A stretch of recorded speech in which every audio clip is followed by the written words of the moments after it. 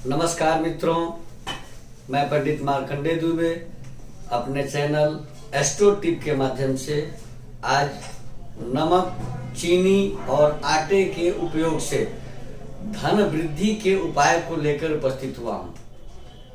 प्रायः नमक सभी के घरों में उपयोग होता है, चाहे वो सेंधा नमक हो, समुद्री नमक हो, आयोडीन का नमक हो या काला नमक हो।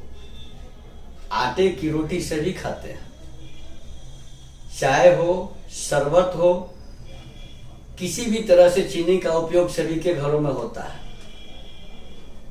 अब इन्हीं वस्तुओं के उपयोग से धन की वृद्धि कैसे हो, घर में धन कैसे बढ़े, व्यापार की तरक्की कैसे हो, सुख शांति कैसी रहे घर में, इसका उपाय इन 3 चीजों के सहारे करना है। इनमें सबसे ज्यादा उपयोगी चीज नमक ही है। अब इन 3 चीजों के अलावे एक और चीज होता है लौंग। लौंग जो होता है वो पूजा के रूप में, पूजा के समिधा के रूप में उपयोग किया जाता है, पूजन सामग्री के रूप में प्रयोग किया जाता है, चाय का स्वाद बढ़ाने के लिए उसका उपयोग किया जाता है। लोग भोजन करने के बाद लौंग, खाने वाले लोग लौंग खाते हैं तो 6 पीस लौंग चाहिए, और बड़ी बड़ी लौंग जिसमें ऊपर फूल हो, फूल वाली नमक के साथ रख दें। अब लौंग की संख्या कितनी होगी, इसका उपयोग कैसे करेंगे। अगर भूत प्रेत की बाधा है तो नमक के सहारे कैसे समाप्त करेंगे। सिर दर्द हो, माइग्रेन की शिकायत हो तो इसको नमक के सहारे कैसे ठीक करेंगे। घर में नकारात्मक ऊर्जा हो, इसका सफाया इस नमक के सहारे कैसे करेंगे। समुद्री नमक, बड़े बड़े दाने वाले नमक से उपाय तो बताया गया है, लेकिन आज मैं उस नमक की बात करता हूं जो हमारे खाने में उपयोग होता है। किचन में सबके घरों में नमक होता है। उस नमक से इन तमाम परेशानियों को कैसे दूर किया जा सकता है। क्योंकि मैंने जो 3 चीजों का नाम लिया है, नमक, चीनी और आटा, ये 3 चीजें सभी के घरों में होती हैं और ये तीनों चीजें सफेद होती हैं, और सफेद वस्तुएं शुक्र के क्षेत्र में आती हैं, और शुक्र सुख का कारक कहा गया है। लौंग का नमक से संबंध, लौंग वनस्पति है और वनस्पति का मालिक चंद्रमा है। चंद्रमा और शुक्र यदि कुंडली में एक साथ हो तो वह लक्ष्मी योग बनता है, और उस लक्ष्मी योग को हम आज नमक और लौंग के सहारे बनाने का उपाय बताएंगे कि घर में कैसे धन बढ़ेगा। नमक समुद्र से पैदा होता है, लक्ष्मी समुद्र से आई, तो एक तरह से देखा जाए तो नमक समुद्र से आया, लक्ष्मी समुद्र से आई, तो नमक लक्ष्मी जी का भाई हो सकता है, भाई कहा जा सकता है। तो भाई का साथ लक्ष्मी को देना है। अब इन सारी चीजों का विस्तार से व्याख्या करना है। 8-9 बिंदु हम आपको देंगे। इन चीजों को पटल पर रखने के पहले, जानकारी शुरू करने के पहले, आप सबों से मेरा एक छोटा सा निवेदन है कि यदि अब तक आपने हमारे चैनल एस्ट्रो टिप को सब्सक्राइब नहीं किया है अथवा आप पहली बार इस चैनल को देख रहे हैं तो सब्सक्राइब जरूर करें, नोटिफिकेशन बेल दबाएं, वीडियो लाइक करें और अधिक से अधिक लोगों को यह वीडियो शेयर करें। क्योंकि घरेलू चीज़ों से यह उपाय है और सबके घरों में ये चीज़ें होती हैं, और परेशानियां तो लगभग सभी के पास होती हैं। तो मित्रों, सबसे पहले नमक कम से कम 2 से 3 जगह घर में रखना चाहिए। एक तो किचन में, रसोई घर में होना चाहिए, और इतना ही नमक नहीं कि कल खाली हो जाए तो फिर बाजार से ला के उसमें भरें। तो हमारे स्टोर में, डब्बे में जहाँ सामान रखते हैं वहाँ 2-3 पैकेट अलग से नमक होनी चाहिए। संभव हो तो एक जगह और नमक रखें। दूसरी चीज कि नमक को कभी भी स्टील के बर्तन में न रखें। बाहर से नमक नहीं दिखना चाहिए। पारदर्शी बर्तन में खाने वाला नमक, चाहे वो सीधा नमक हो, काला नमक हो या आयोडीन वाला बारीक जो टाटा का नमक होता है या कई कंपनियों के नमक हैं, वो उस तरह के डब्बे में रखे जाएं जो बाहर से दिखाई न दें। और स्टील के बर्तन में इसका रखना बहुत अशुभ होता है, इसलिए स्टील के बर्तन में नमक कभी न रखें। अब सुख का कारक ग्रह, इन 3 चीजों को स्टोर करने की बात करते हैं। पहले लोग घरों में गेहूं संग्रह करते थे। आज के जमाने में पैकेट के आटे आते हैं, 5 किलो, 10 किलो, 25 किलो। और पहले बोरे में आटा पिसवा कर आता था, गेहूं पिसवा करके एक बोरा में आटा आता था। बनाने के लिए अलग निकाल के बनाया गया, बोरे में स्टोर किया गया है। मतलब स्टोरेज, भंडारण जरूरी है। आप खाने के पैकेट अगर 1 किलो के आटे की पैकेट लाते हैं तो 2-4 पैकेट, कम से कम 2 पैकेट घर में आपको अलग होना चाहिए। अब रसोई घर में जो नमक है वो काला नमक है, सीधा नमक है या आयोडीन का नमक है, इस पर कोई फर्क नहीं पड़ता, नमक होना चाहिए। उसके बाद एक जगह और कहीं नमक रखिए और डब्बे में नमक की 2 पैकेट जरूर रखिए, क्योंकि आजकल बोरे में नमक नहीं आ रहा, आजकल पैकेट में नमक आ रहा है। पहले के जमाने में बोरे में नमक होता था और ऐसे लोग जिनके घर में सुख समृद्धि पहले से है, धनवान है, वो बोरे से नमक खरीद करते थे और उसका उपयोग निकाल के होता था, जिससे उनके घरों में धन की कमी नहीं होती थी और प्रायः धन बढ़ते रहता था। अब लौंग, 6 पीस फूल वाली लौंग लेना है। अब 6 का मतलब आप समझ रहे होंगे कि 6 क्यों कहे, तो अंक शास्त्र में, अंक ज्योतिष में शुक्र का अंक 6 है।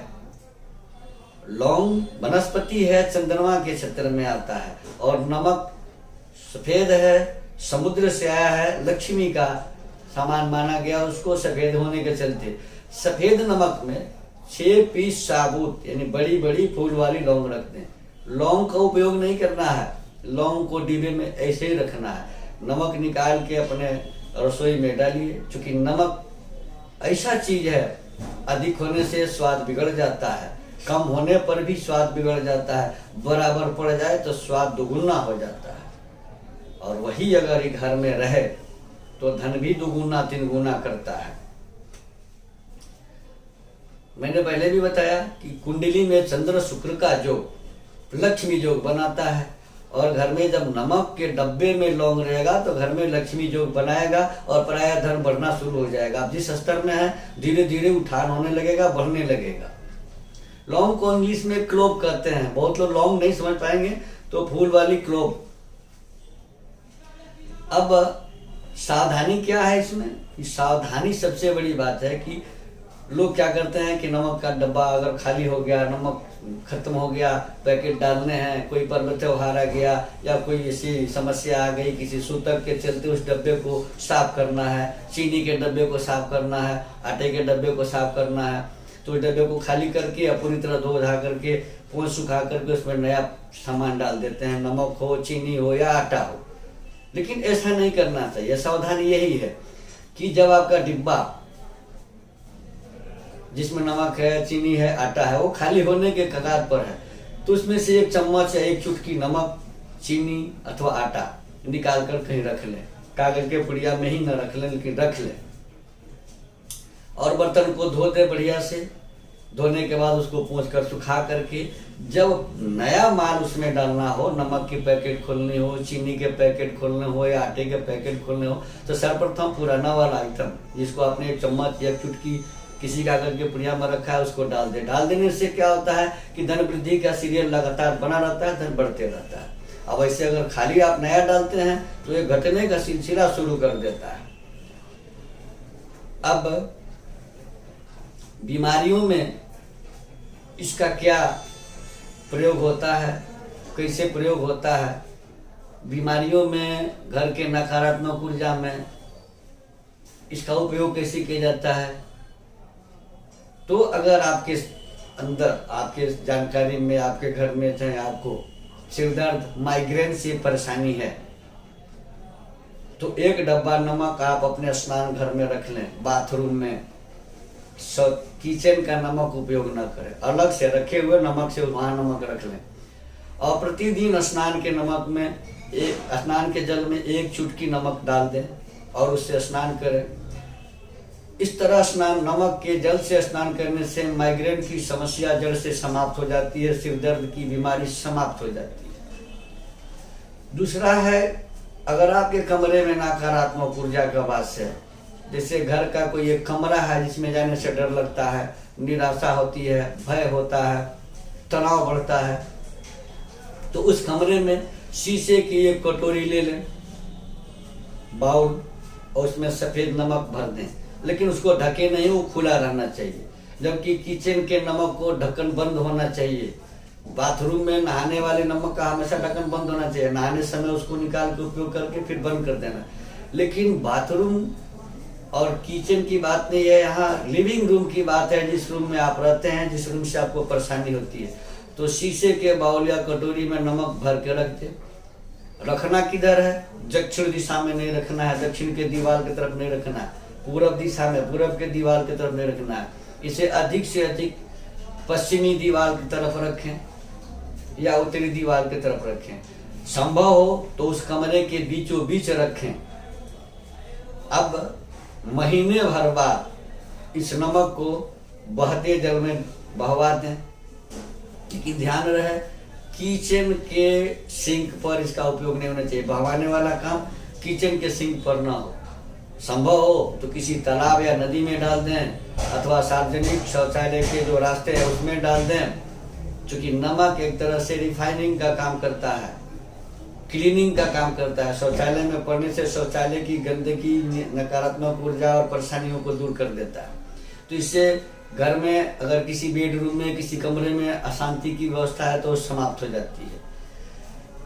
अब भूत प्रेत की बाधा हो, किसी को बार बार नजर लग जाता हो, उसको शंका होता हो कि भूत प्रेत पकड़ लिया है, तो इस अवस्था में सफेद नमक एक मुट्ठी भर, जो न इधर से गिरे न इधर से गिरे, मुट्ठी पूरी पैक हो। मुट्ठी भर का मतलब कि मुट्ठी बंद किए और उसके अंदर जो आ गया उतनी ही नमक लेना है। और इसको दाहिने से बाएं क्लॉकवाइज घुमाना है। मेरा दाहिना हाथ है, ये बायां हाथ है। अब दाहिने सिर से ऐसे करके उसको 7 बार वारना है। वार करके उस नमक को अगर बाहर के जल में प्रवाह कर देते हैं तो ठीक है, नहीं तो घर के ही वॉश बेसिन पर। यह भी ध्यान रखना है कि किचन वाले सिंक पर, किचन वाले बेसिन पर नहीं जाना है। बाकी घर के किसी वॉश बेसिन पर हाथ को इससे खोल दीजिए और नल को खोल दीजिए। ऑटोमेटिक वो नमक धुल के उस बेसिन के थ्रू चला जाएगा, ड्रेनेज सिस्टम से बाहर हो जाएगा। ऐसा 3 या 7 दिन करने से भूत प्रेत और नकारात्मक जो बाधाएं हैं, परेशानियां हैं, समाप्त होती हैं। लेकिन यह भी ध्यान रखना है कि रविवार और गुरुवार के दिन यह काम नहीं करना है। नमक को फ्लो करने का काम गुरुवार या रविवार के दिन नहीं करना है। शौचालय में अगर परेशानी है, गलत जगह पर शौचालय है, वास्तु के अनुरूप गलत दिशा में अगर शौचालय बन गया है, जिससे घर में तमाम तरह की परेशानियां आ रही हैं, दिक्कतें हो रही हैं, तो उस शौचालय में एक डब्बा शीशे के बाउल में नमक रखें और प्रति सप्ताह उस नमक को उस शौचालय में बहवा दें, फिर नया नमक रखें। इस तरह करने से शौचालय के द्वारा उत्पन्न वास्तु दोष समाप्त होते हैं। माथे पर घुमा करके वारने से भूत प्रेत जादू की शंकाएं समाप्त हो जाती हैं। माइग्रेन की परेशानी समाप्त होती है। और घर में किसी लिविंग रूम में अगर परेशानी है, नकारात्मक ऊर्जा है, तो समाप्त हो जाती है। धन बढ़ाने का अचूक और सबसे सस्ता उपाय है। मित्रों, आप हमारे साथ बने रहें। वास्तु, ज्योतिष, धर्म और इस तरह के टोटके वाले एपिसोड के लिए हमारे यहाँ वास्तु विजिट किया जाता है, कुंडली बनाई जाती है। वाराणसी के विद्वानों के द्वारा बड़े से बड़े जगह अनुष्ठान करवाए जाते हैं। जिनके निसज्जन को इसकी आवश्यकता हो, कृपया स्क्रॉल पर दिए गए नंबर से संपर्क कर अपॉइंटमेंट लेकर वास्तु विजिट करा सकते हैं, जन्म कुंडली बनवा सकते हैं, कुंडली दिखा सकते हैं, जगह अनुष्ठान आदि भी करवा सकते हैं। और हमारे यहाँ से सभी प्रकार के प्रमाणिक रत्न प्रमाण पत्रों के साथ तथा सभी प्रकार के रुद्राक्ष प्राण प्रतिष्ठा किए हुए रुद्राक्ष उचित मूल्यों पर प्राप्त कर सकते हैं। धन्यवाद।